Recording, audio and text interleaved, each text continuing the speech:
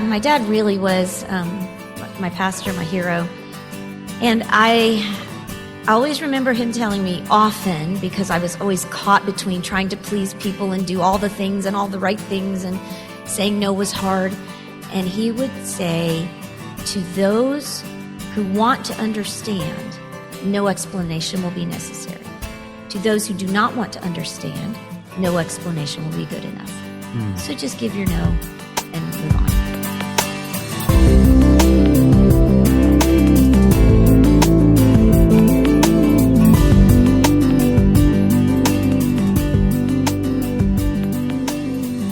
Hey guys, today we want to let you be a fly on the wall on a conversation we had with one of our amazing authors, Jennifer Rothschild, and her husband, Phil. We brought them to Nashville for a team gathering, and Lindley and I got to have a bit of a live glass house conversation.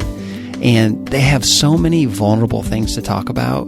She's going to talk about the thorn in her flesh, which for her has been blindness since the age of 15, and what God has taught her through all that. But there's other things that she touches on as well.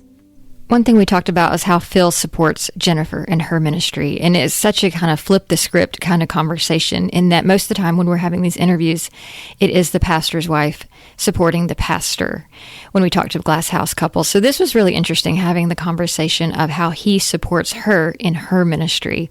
And I found that part really special. And then there was that moment where, Lindley, you asked them to talk about some of the little quirks in their marriage where they have differences and they don't do things the same, and it creates friction or squabbles.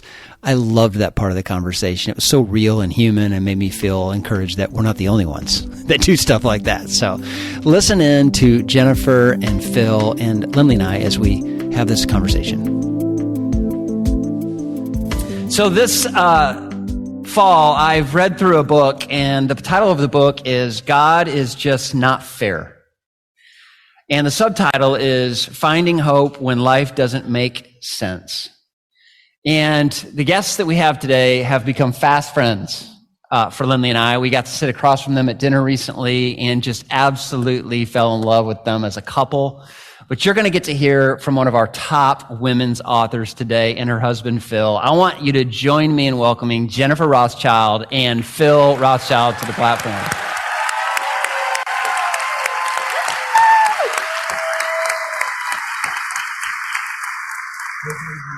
Welcome, welcome. Well, great to see you. It's so good. Hello, all you wonderful Lifeway people.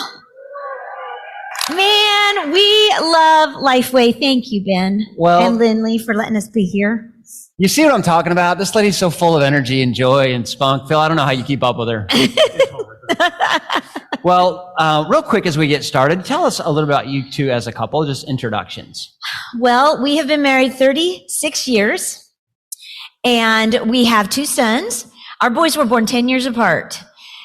So that means one is 33, one is 23. That also means when they were growing up, at one point we had a preschooler, a preteen, and I was premenopausal. That's when I became a premillennialist. I'm like, rapture me, Lord. I just gotta go. We live in Springfield, Missouri. And Phil is a professor of entertainment management. It's in the College of Business at Missouri State University. Awesome. And Phil, it has been so fun to get to know you and the side that you bring to Jennifer's ministry as well. You two are a power couple. I'm serious. We love you guys. Well, thank you very much. We love you guys. And Yes. Lifeway has been such a wonderful family to be part of. Really, So thank a you. family, good word. Yeah. So here's how we're going to structure the interview. I would like to direct some questions just to you for a moment, Jennifer, really kind of coming off your book, God is Just Not Fair. And then we're going to bring Phil and Lindley into the conversation in just a minute. So Phil and Lindley, sit back, be relaxed. And Jennifer, when I was reading your book, I was so captured by this story in a Tallahassee movie theater that I thought, I want her to tell Lifeway that story. What happened in a Tallahassee movie theater? Well, it was, our oldest son was 3, and we were in Tallahassee because my husband was getting his PhD there at Florida State. And if you don't know my story at all, I was diagnosed with retinitis pigmentosa, which is a disease, blinding disease in both of my eyes at the age of 15. So by the time we're in grad school, he's in grad school at Florida State, I pretty much saw darkness. That was the nature of the disease. And so this particular morning, I was going with my friend Becky to the cheap kids movie series in the summer. Like it's $1 for the movie and the popcorn. And, we're in grad school. We got no money. Well, I had been 2 other times and I was so bored. And I know it's not just because I couldn't see the movie. It was just the nature of the movies. So I had this box of cassette tapes. You remember? Are you old enough? You remember those? I remember cassette tapes. Yeah, those square things for the youngers out there. Anyway, so I had this box of cassette tapes, and I remembered there was one in there that I had avoided for years, and I cannot explain why, but I chose that morning to pull it out of the box, put it in my little Walkman, and put it in the diaper bag, and I took it to the movie theater. Did you say Walkman? Walkman, yes. I know. Another thing some of you should look up on Google. Exactly. That will survive, though, when the digital age fails. I'm just saying. So anyway, so the movie starts, and I begin to play this tape that I had avoided for years. It was a woman named Marilyn Ford, and the reason I avoided it is because I knew her story, and I was afraid it would be too painful. But even so, when everybody was paying attention to the movie, I started listening to this story, and it was Marilyn telling about how when she was a teenager, she lost her sight. I could totally relate. Then she talks about going into her 20s and how hard it was to navigate college and being independent. I could totally relate. She talked about getting married and having children. I could totally relate. She talked about how many times she would beg God for healing. And of course, I could totally identify. And then she described one night where she and her husband, they just got down on their knees by her bed and they prayed for healing, like they had many times. But this time when she opened her eyes, she could see. And she went to the doctor the next day, and he did an eye exam, and he said it was not medically plausible, right? That she could see. It was a miracle. It was a miracle. I knew that was going to be the end of her story. And so as I'm listening, of course, I could not identify with that at all. And tears began to stream down my face while I can hear cartoons playing and children giggling. And it was a moment for me where I had this opportunity to look straight into the face of healing and see God there. And feel this emotion of like, oh, God, it's just not fair. Because you can do it for her, yet you haven't done it for me. Yet at the same time, then in my mind's eye, I'm looking straight into the face of blindness, and I'm seeing God there. And it was this moment where that statement brought new life to me. Because it went from the emotion of God is just not fair, God is just not fair, to God is just, not fair. He's perfect in all of his ways. Even when his ways are hard, even when his ways for you may show up different than his ways show up for me, he is perfect in all of his ways, and so he is just, not fair. So it became a very difficult liberation for me that day in the theater. I want to ask you something you said earlier. I didn't know this. I'm getting to know you all. So you do know what Phil looks like. Well, I know because he's told me that he's about as good looking as Tom Selleck. The younger Tom Selleck. Now I say I kind of look like Brad Pitt. There you go. That's great. Yeah. But there was a season where you two were together where you still had some sight. True or not? Yes, light perception is probably the best way. I never saw his face or my children's faces. In college, we met in college. Jennifer and I did. We went to Palm Beach Atlantic University, which is down in West Palm Beach, Florida. Suffering for Jesus on the beach. And we were then, because there's only 700 students in there. And it was really, not such a nice place as it is today. But, Jennifer was a freshman. I was a sophomore. I knew she couldn't see. I knew I had a chance. So I pursued her. And it's been great ever since. But at that point in time is when Jennifer, I just gave her every opportunity while we were in college for her to, if she couldn't see me, at least feel me, right? I mean, well, that is so inappropriate. Do not use that as a tweet or soundbite. Come on. Anyway. Is your love language touch, Phil? My love language is touch. Yes. Okay, as is every man, by the way. Yeah. But we went to a Christian college, and in a Christian college, you get to, you do those side hugs with your brothers in Christ. And I was like, I like my brothers in Christ shoulders very much. Go. He definitely had those Tom Selleck shoulders. So yeah. I was telling Lindley the other night, we're going off script here, which is always the best part.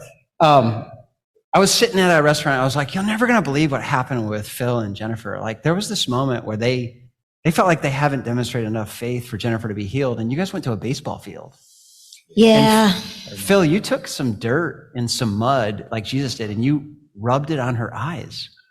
That was a hard moment. I'll be honest. That was a humility moment because we got a letter, remember? Yeah. Well, I remember getting a phone call. I mean, the phone call came in and said, there was someone somewhere just said, I really feel like you need to do everything you can, that God wants to heal Jennifer. And here's what I want to recommend that you do. I want you to find some clay and I want you to spit on it and I want you to rub I like the story. And so we received that information and it was like, at that point in time when we're 23, 24, we're like trying anything and everything we can. We want to be faithful and obedient. Yeah.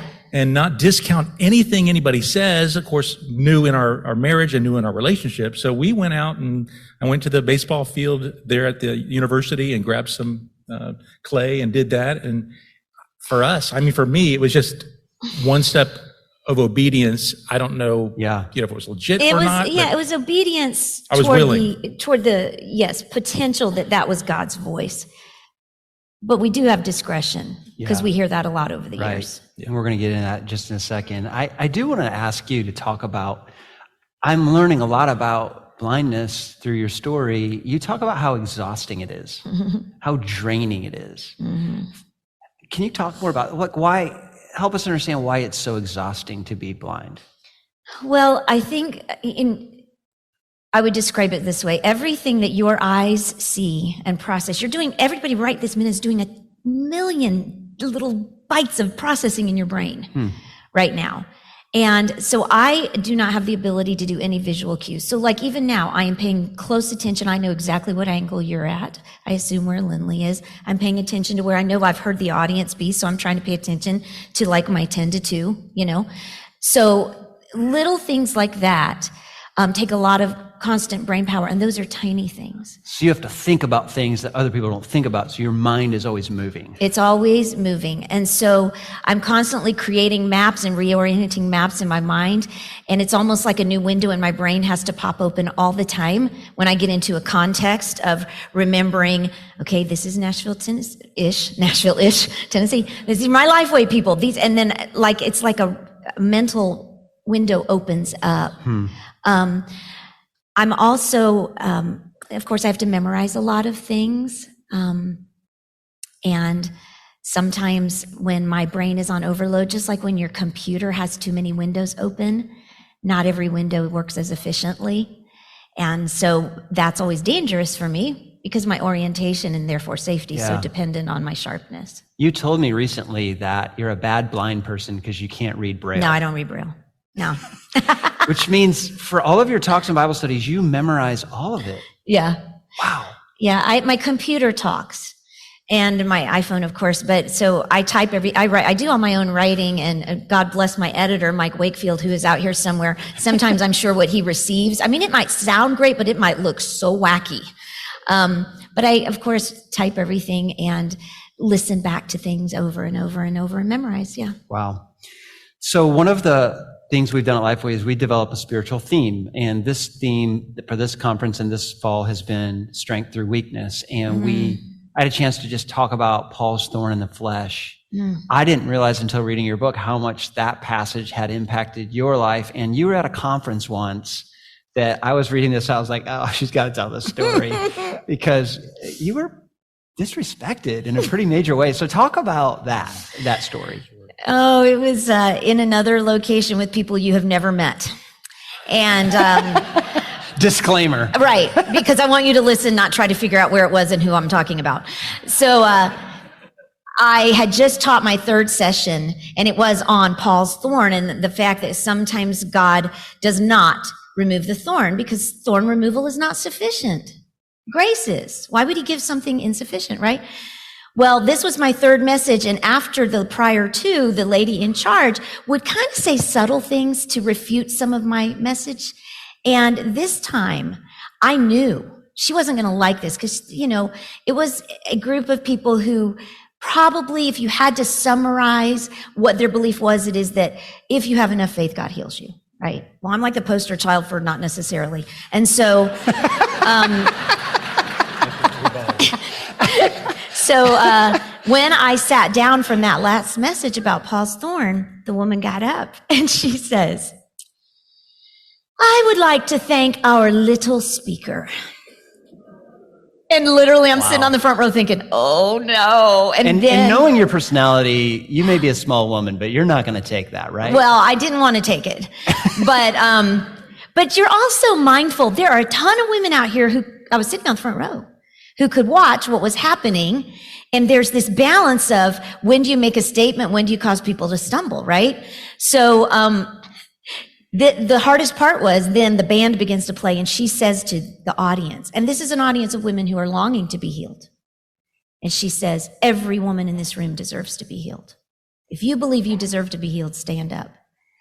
Well, women start standing and they're weeping and the band is playing and the emotion is swelling. And my friend Karen, who traveled with me, was on the front row and we're sitting and the lady keeps saying it. Same phrase. If you believe you deserve to be healed, stand. If you believe you deserve it, stand. Karen says, I'll do whatever you do. And I said, I can't stand. And obviously in a room like this, you understand why. It wasn't because I didn't believe God was capable of healing or willing. It was because she phrased it emphatically. If you believe you deserve to be healed, stand. And I don't believe I deserve to be healed. I didn't deserve forgiveness. We don't deserve grace. There's 1.5 million things I don't deserve, right? Yeah. And so what is worth standing up over is not getting what we deserved. And so the little speaker remained seated. You're a really good storyteller. That is so good. Last thing I want to ask you about, and then we're going to bring the others into the conversation, is I appreciated how you talked about depression and how ashamed you were that you went through depression. Who is someone who is a public speaker and a well-known Christian, you went through a really dark night of the soul. Yeah. What did you learn through that? Well, I learned that depression is a process more than it is a problem. And so for me, I went through the process of interviewing my soul, learning to do things physically that might help me get better. I went through all of those processes and finally ended up at a doctor. Because for me personally, it was a whole chemical ordeal, and I remember when the doctor said, you need a prescription. And it was Wellbutrin, which I think is hilarious because if you know my story at all, the first song I ever played when I lost my sight was It Is Well With My Soul. So now It Is Wellbutrin with my soul. But I was ashamed because for some reason I thought I should be able to fix it, or if I had enough faith, this wouldn't have occurred. And my doctor, who was not even a believer, said to me something like, if your liver was sick, you wouldn't hesitate to take medicine. Your brain is an organ also, and it needs medicine. And so the Lord used the medication to help stabilize me enough then to get back to a place of real faith. Honestly, my faith had become dismantled. It was just an inner deterioration. But God began to put me back together. And he really used for me C.S. Lewis, because I had so lost my own sense of navigation. It was a I believe but help my unbelief kind of thing. And I literally was like, Lord, I want to believe you. I can't even read scripture. Just show me something. And I feel he led me to C.S. Lewis, whose IQ is smarter than all of ours put together.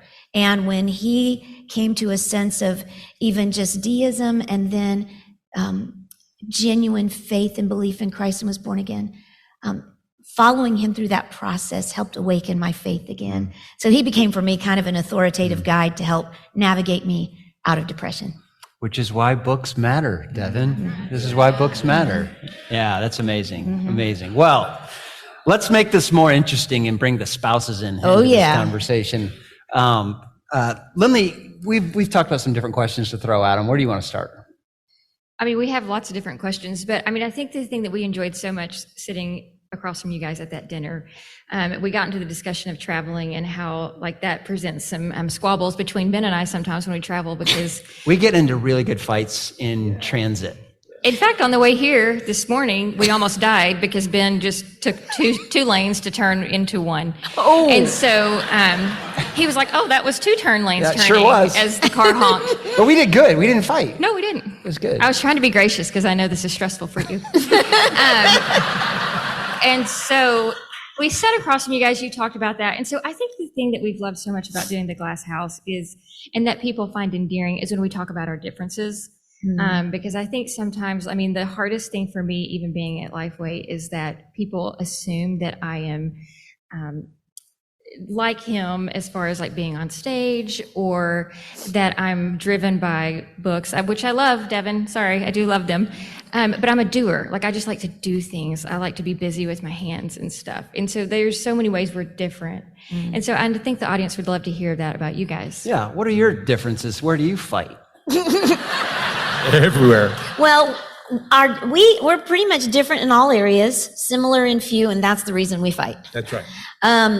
So Phil's an extrovert. Jennifer's an introvert. Yes. I love people, but I get very worn out quickly. And I prefer one at a time. He loves crowds. I do. He actually enjoys getting attention. I feel less comfortable with it. Yeah, like we had a Fresh Kind of Faith event this past weekend in Melbourne, Florida, and that's my hometown. So I invited 60 of my acquaintances and friends to come with us. I haven't talked to anyone from high school. He still knows 60 of them. Yeah. So I just love people. I love being around people. So it's very different. Phil is more driven, probably. Like if we were runners, he'd be a sprinter. I'd be a marathon, and I would take 3 days to finish it. You know what I mean? I mean, I like movies. Jennifer does not like movies. She likes books. I like movies. We do enjoy documentaries. We do those together. Yeah. I tend to enjoy clutter-free, no chaos zones. Physical space is very important to me. Phil can accomplish his dissertation amongst mounds of paper and clutter, and I'm a stacks kind of guy. I like stacks. Yes, right? He does like stacks. I like stacks. Yeah, you told me your desk has organized stacks. Yes. That's right. You tell me, if you ask me where it is, I can find it eventually. In a couple of years. Jennifer's a filer. Anyway, she files everything digitally, obviously. And if anything is left out, I assume it's garbage, because otherwise it has a place. Why isn't it in it? Yeah. That has caused marriage conflicts. It has. Hey, listen, one time I came home from an event that I was at, and I went into the storage room and I said, honey, I'm looking for the speakers that we travel with. That we traveled with 20 years ago. But go ahead. But you never know when I need it again. Right, you never know. I said, where are those? And she just said, oh, I sold them. I said, no, I donated them to Victory Mission. It was very benevolent. Oh, sure. I hear you. So anyway, she does not like clutter. I like to keep some things. If it's not used, it needs to be donated to someone who can. There you go. But yes, we do have squabbles too, because we are very different. We genuinely married our opposites. We did. And we're learning. But our last time that we were together was one of our finest, Lindley, shining marriage moments, because we were on our way to this event where we met you all, and our flight was late, and it was almost lunchtime, and I said, as we're leaving the airport, hey, we should stop and get some egg bites from Starbucks while we're in the airport. Phil says, no, let's wait till we get on the road. This was Atlanta, and I was afraid that was going to take a long time, right? So anyway, I'm like, okay. As we get halfway down the escalator, I realize, oh man, I should have done this. My blood sugar's going to get too low.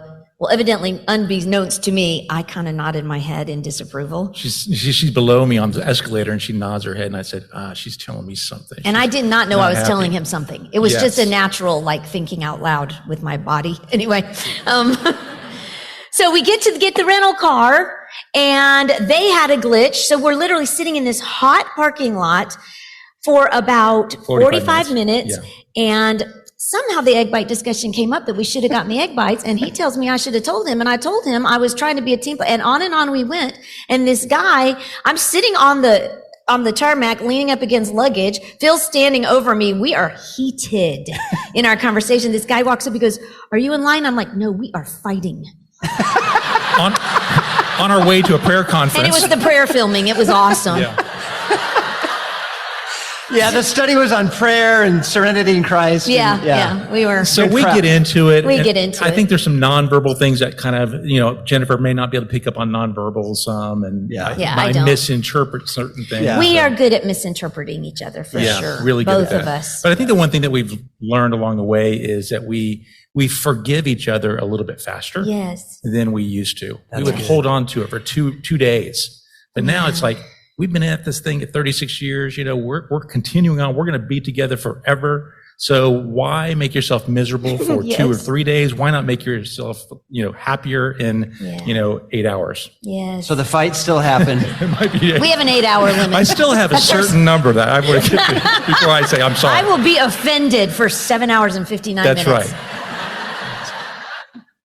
We should try that. Well, that's great. I like that. That may be the most powerful thing we've heard at the conference.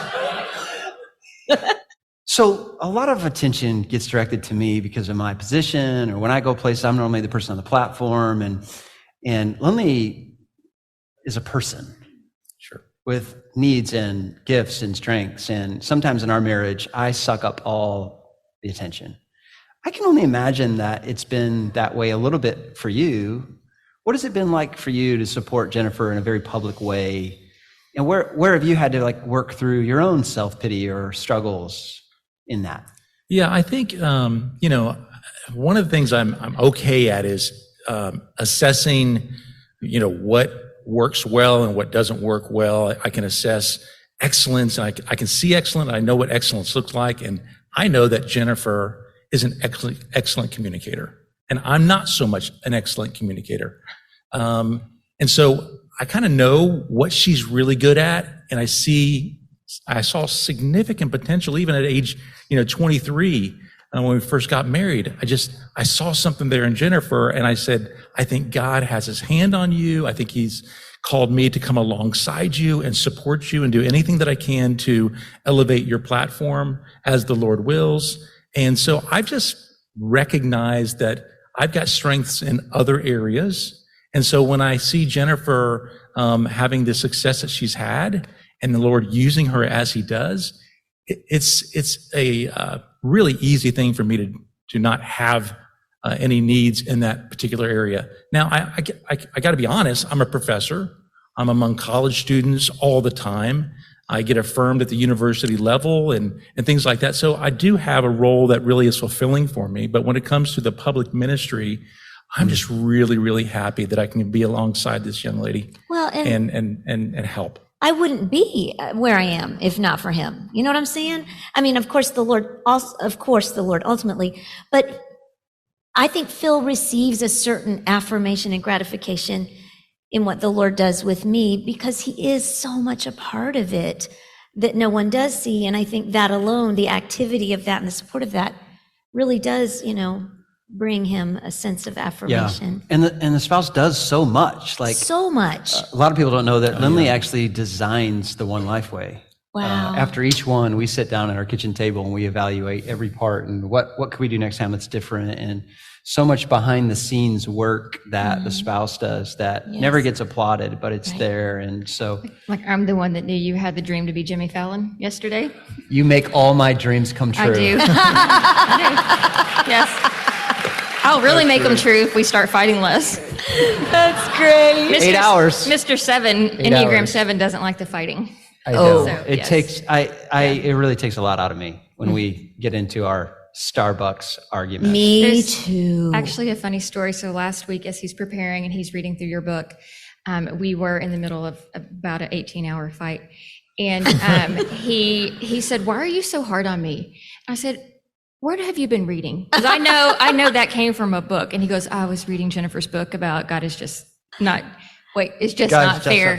And I said, "You've never said that statement to me before. So I know that you had just read that." And he was so right. I am. I mean, that is one of our hardest, it's one of our biggest struggles, is that I'm hard on him. I'm really critical. And I mean, yesterday when we were listing our pain points, I can have a really critical spirit. And so that's one of those thorns in the flesh that I really want to work through. And so, I mean, how did you guys get to that point to where you said to her, "Why are you so hard on me?" Yeah, because that's in the book where, Phil, you say, "Jennifer, why are you so hard on me?" Yeah. Talk about that. It was a statement he made, and in context, for me, the Lord was showing me that I was very hard on myself. Therefore, I was hard on him because, I had just a ridiculously high standard. But I will say this, for us, we began to work through that once it's exposed. We read a book that we probably should have read the first year of marriage. We waited till like year 27, Love and Respect. Mm-hmm. And it really, I gotta be honest, I still don't understand why some things are heard from a man's point of view as disrespectful. I really don't. But I recognize it, that certain things I would say, do, expect, whatever, he interpreted as disrespect. They're like triggers for him. Yeah, so therefore they are disrespectful. And so I began to apply what I learned in that book, an unconditional respect, because of course it was always earned when the expectations were met. And it began to really change. It really, I believe. Yeah, what do you think? It really was. I think the, early on in our marriage, maybe the 5 love languages kind of helped us navigate the early parts of our marriage. But when you get to year 20, it's like, okay, and there's like a hump that you have to get over, it seems like, maybe at 15 years, or at least it was for us. And then that Love and Respect book came along, and it just kind of helped us to understand each other's, that she needs, unconditional love. I need kind of unconditional respect, and, getting rid of the music equipment that I wanted was just, for me, was an example of. That was disrespect? Disrespect. Yes. You didn't ask me about something that was important to me. You just did your thing. So we just really have been trying to work that. We're not even there yet. We're still trying to navigate that. We're still working it because we are so opposite. So something that I think is pragmatic, he sees as very emotional or personal. And I think Jennifer grew up with an incredible dad who was a pastor, and he modeled service and love, and he wasn't as direct as maybe I am direct. And I think she had some expectations of me as a husband, and I wasn't the same as her dad. So I had to work through that a little bit, and eventually, we're still working on it. Yeah. As long as we get egg bites on a good schedule, everything's good. We're good. Keep the egg bites on schedule. And how many of our conflicts have been because we're hungry? Oh, seriously. Or tired. We complicate things. It's like, let's go to the bathroom, take a nap, and eat, and then we can talk. Exactly. We check those things off first, and then we can talk. Right. Well, what's the thing you always say to me? Halt. Yeah. Halt is like if you're in a bad place, it's normally halt. It's HALT. You're hungry, anxious, lonely or tired. Yeah. So which is it? So anyway. Yeah. I'm like, you can just stop at the H. I'm hungry. Like, you don't have to go to the rest. When we had dinner with you guys, one of the things we talked about afterwards, it was so mind-bending for me, because when I speak at places, I'll come down off the platform, and I'm always amazed at the crazy things people come up and either say or do to me as a speaker. But it's on a whole nother level with you, Jennifer. You talked a little about some of the things that people do to you after you speak. And nobody in this room has done that. No, they haven't. What are a couple, share with them what you share with us, just little things that really bother you. Well, first of all, before I say them, I totally get it. Everybody is, for the most part, doing their best. The 2 things I don't deal with is malice and manipulation, and most people are behaving somewhere in between that. So when they do these things, I really do try to give grace. But do not come to me and take my hand without permission and put it on your face and say, do you want to see what I look like? Because the answer is no, I don't. But I have had people do that, and it is disrespectful. Or just to take my hand and put it on anything as if that is their prerogative, I don't appreciate.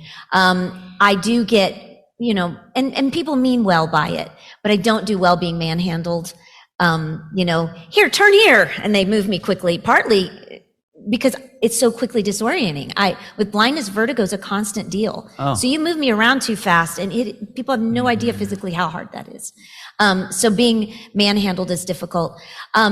The other thing that probably really bothers me the most is when somebody thinks it's funny to make a blind joke or comment.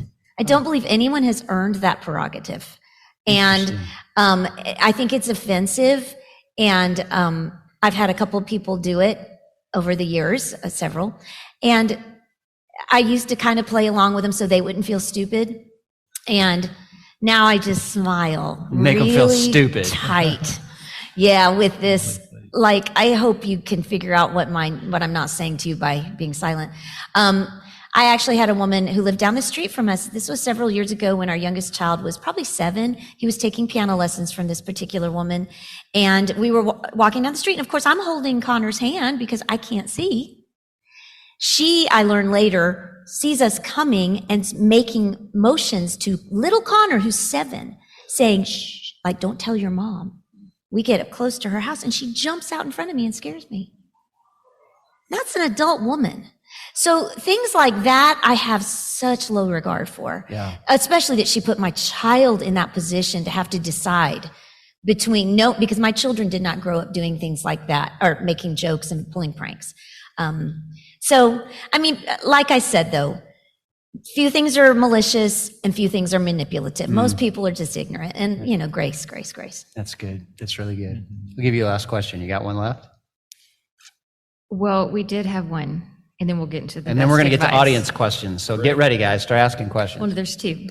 Okay. When we were at the Southern Baptist Convention this summer, and Jennifer was the speaker, and someone leaned over and said, I believe Phil does her makeup. And so that is such an interesting thing. I was like, oh, I hadn't ever thought about that. I mean, what did you have to learn, or what did you want to learn? Like how to help her? I mean, how did that go down? Yeah, well, Jennifer does most of her makeup. I do. Yeah, I do all of it. Looking fantastic today. Well, I do it all by counting. My mom taught me, but here's what Phil does. He puts on my lashes. In fact, I learned how to do lashes at, I think it was kind of an author meeting, or maybe it was a Lifeway event. It was some filming. Yeah, so the makeup artist was there, and I said, I'd really like to be able to put those eyelashes on Jennifer, when she goes up on stage. Can you show me how to do it? And so she showed me how to do that, and then Karen Murphy, I don't know if she's here or not, but Karen Murphy allowed me to actually, there you are, Karen, allowed me to put those eyelashes on her. She was the guinea pig. Take a picture of her. Practice? Yes. As practice, exactly. So I'm telling you, Lifeway people are the best. Yeah. So, I just do what I can. I do our eyebrows a bit, kind of pencil those out. And No, don't tell all my secrets. yeah. Like, here's the thing. I didn't even used to wear false eyelashes because I would put on mascara. But I don't know, the older you get, Lindley, I don't know how about you, but where did my eyelashes go? But then I reached down to my chin and There you go. They're growing out your chin.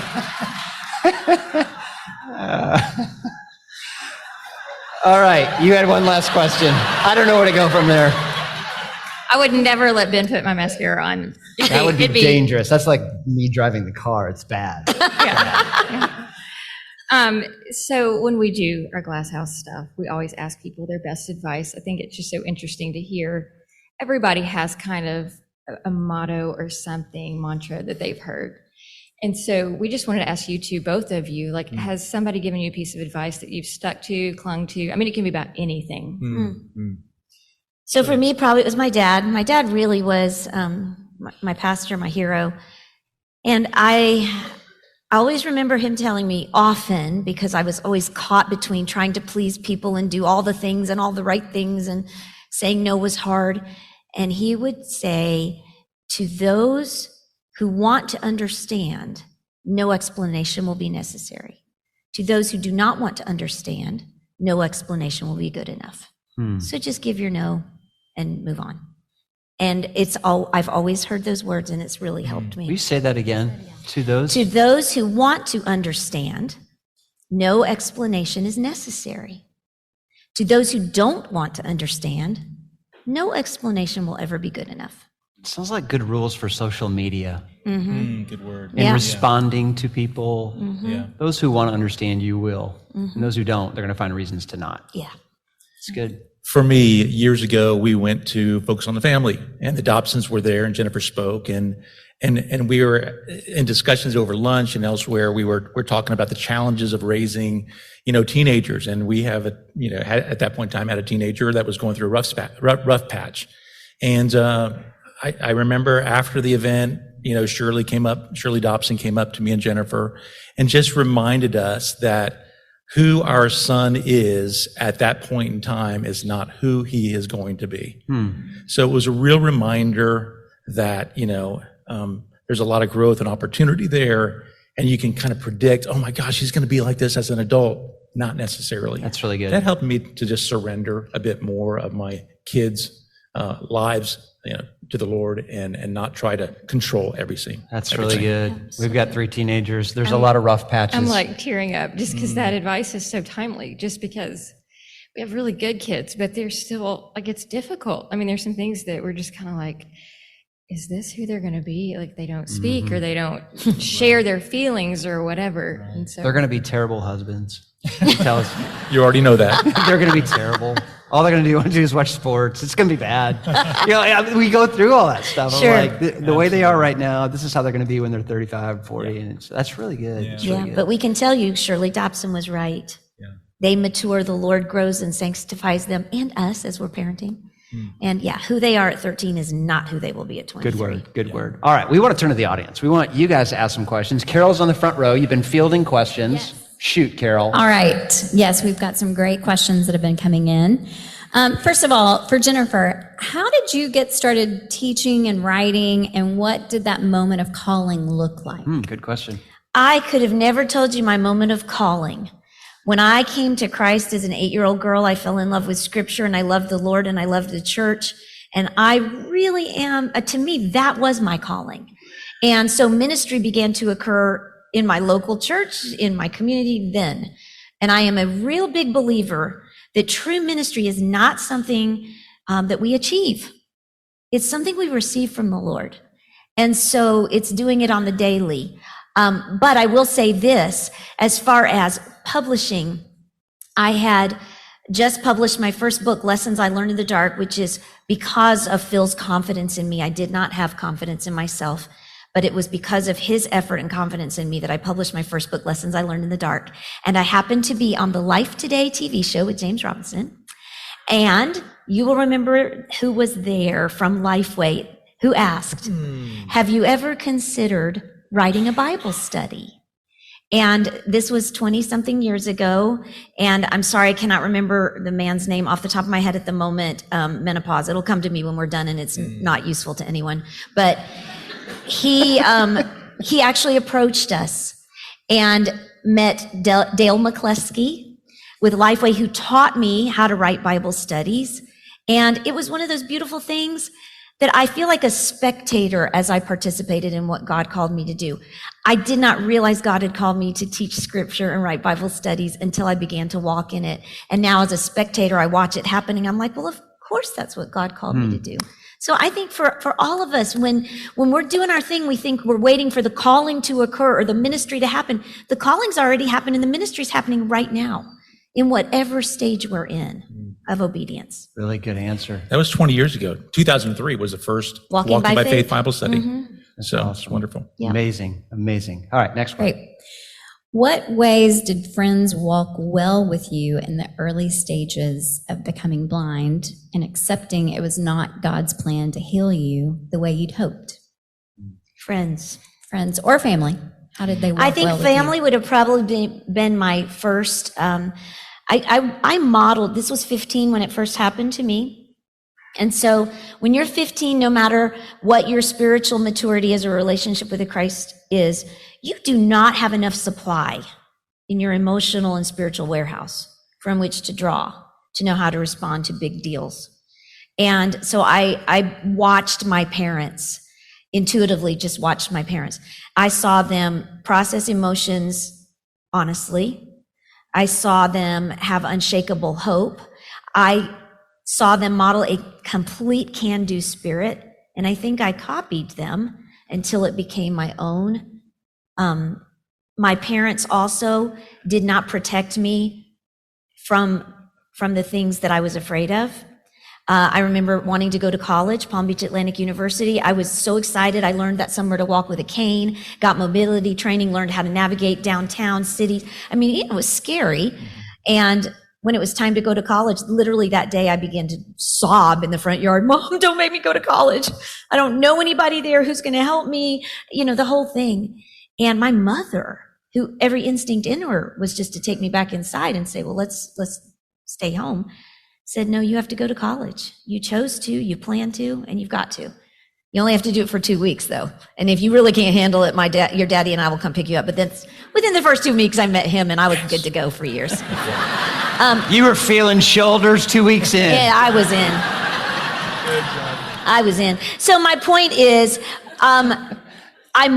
it wasn't so much, it was watching the example of those who I already trusted. It's good. That enabled me to do it. Really good. That's great.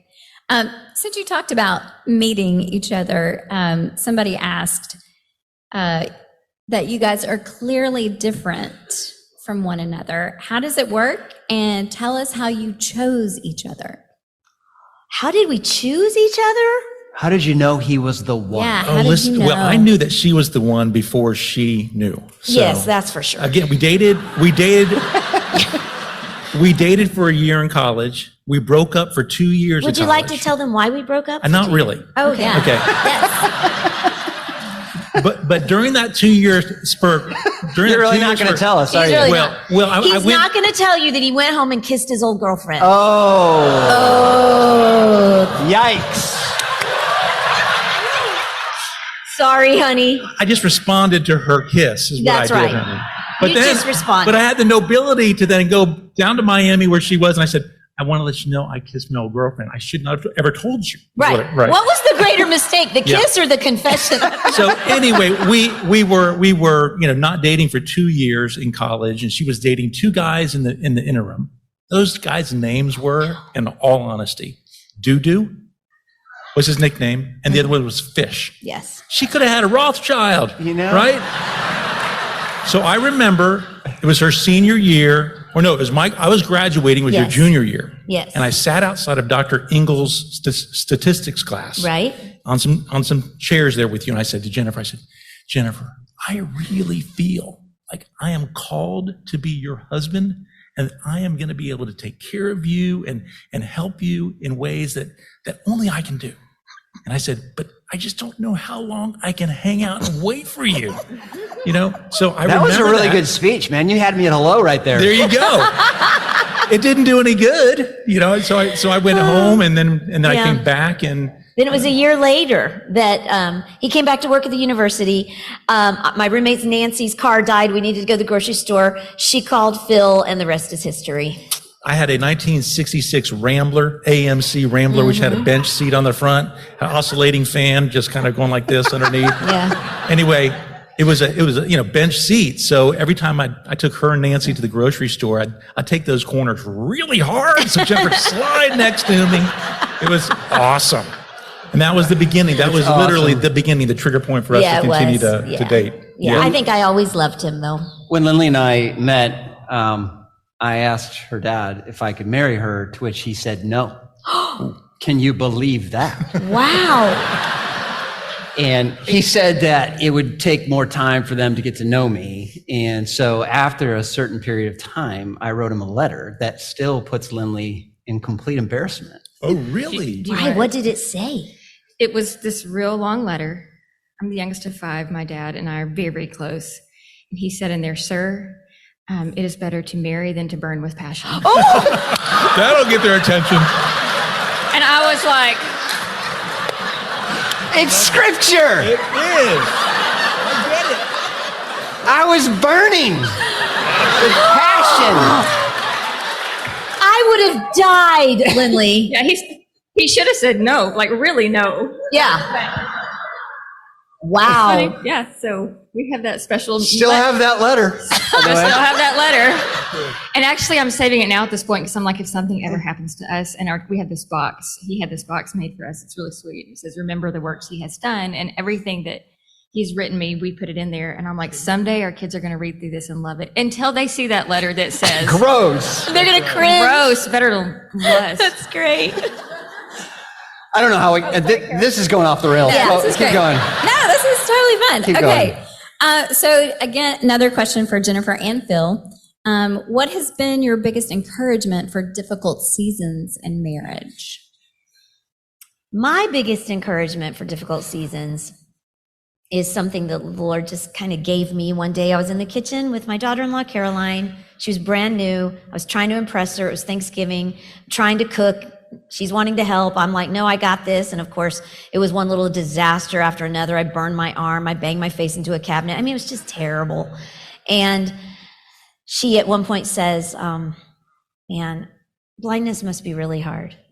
And I'm standing there at the stove thinking, yes, it is. Yes, it is. I'm tired of blindness. I'm humiliated by it. I am so capable if my body would just let me. I just felt the weight of it all. And it was like right at that moment, the Lord just downloaded this truth to me. And I said it to her. And it still encourages me today. Yes, blindness is hard. But earth is short and heaven is long. And I might tell myself that 3 or 4 times a day. Earth is short and it can really be hard on some days or some hours, but it's not going to be forever. Like God's faithfulness is going to last a lot longer than this. So earth is short and heaven is long. That's been my greatest. Talked today about books being missionaries, Bible studies being missionaries, because we're able to send that message that you just captured in that moment out to people who need to know that today. Yeah. And it has been such an honor and a blessing to partner with you, Jennifer and Phil. You guys have been rock stars, and they got in last night. This is it. This is you guys right here. They got in last night. The hotel we had ready for them wasn't ready. You didn't have a room. No room in the inn. Nope. You had a Jesus moment. Yeah. And I said, Phil, I'm so sorry. And you said, I was hoping you wouldn't find out. It was a really rather sweet experience and nostalgic because early in our ministry, we stayed wherever we could. And it was just like this. No divas here. No divas. No. Thank you for not being divas. Thank you for being real people who have been just a joy to work with and continue to be a joy to work with. And Lindley and I consider you guys friends, and we're just thankful you're here. Hey guys, one big hand for the Rothschilds. Yeah, love you guys. Thank you, man. Thank you so much. Ben. Thank you so much. Man, this was awesome. Thank you, Lindley. It was awesome. God bless you. The Glass House is a production of Lifeway, produced and edited by Angie Elkins, sound engineering by Dale Sandberg, original music by Robert Elkins, photography by Rebecca McVeigh, and artwork by Heather Brzezinski. We are your hosts, Ben and Lindley Mandrell. Thanks for listening.